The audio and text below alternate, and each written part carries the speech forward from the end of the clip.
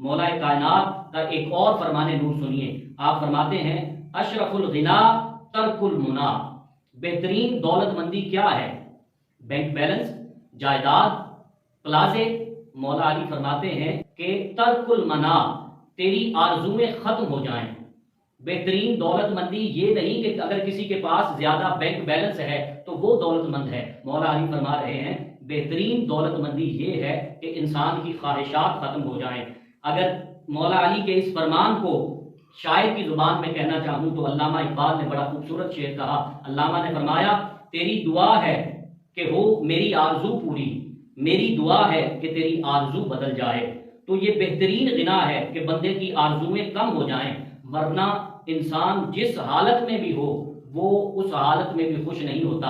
اور مجھے اس مقام پر حضرت واسف علی واسف کا ایک قول یاد آ رہا ہے. آپ فرماتے ہیں کہ خوش نصیب ہے وہ انسان جو اپنے نصیب پر خوش ہے.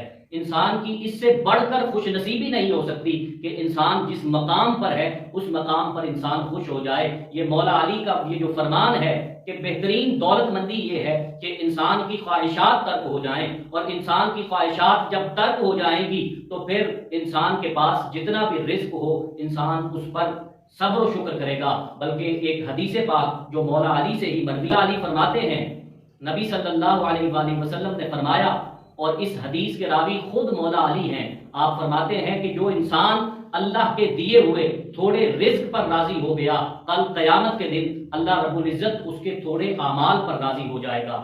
مولا علی کا فرمان، مولا علی کا ایک اور فرمان نور سنیے، حکمت بھرا فرمان. آپ فرماتے ہیں سیئۃ تسؤک، وہ برائی جو تجھے دکھی کر دے.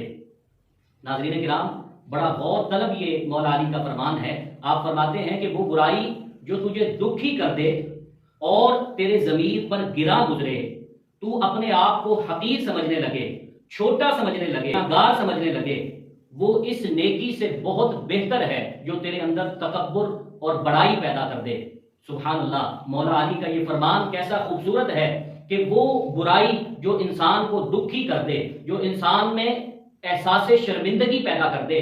جب گناہ کرنے کے بعد انسان کے اندر سے ایک صدا اٹھتی ہے. اسی جگہ پر ایک حدیث بھی کوٹ کر دینا ضروری سمجھتا ہوں. حضور نے فرمایا کہ گناہ وہ ہے جو انسان کے من میں کھٹکے.